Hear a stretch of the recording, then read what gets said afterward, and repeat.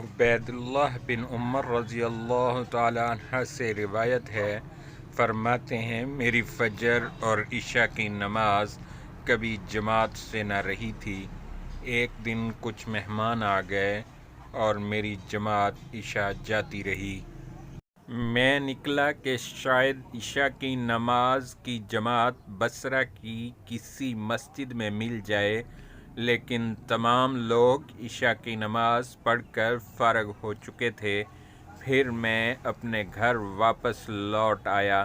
پھر میں نے سوچا بلا شبہ حدیث میں آیا ہے کہ جماعت کی نماز فضیلت رکھتی ہے۔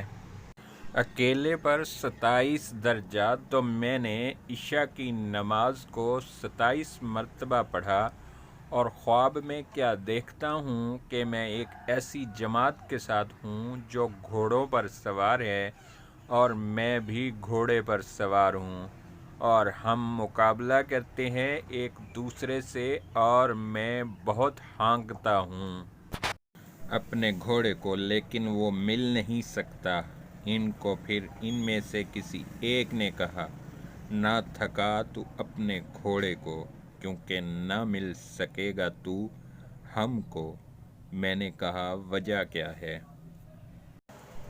اس نے کہا کہ اس لیے ہم نے عشاء کی نماز جماعت کے ساتھ پڑھی ہے اور تم نے نہیں، اس لیے تو ہم سے نہیں مل سکے گا۔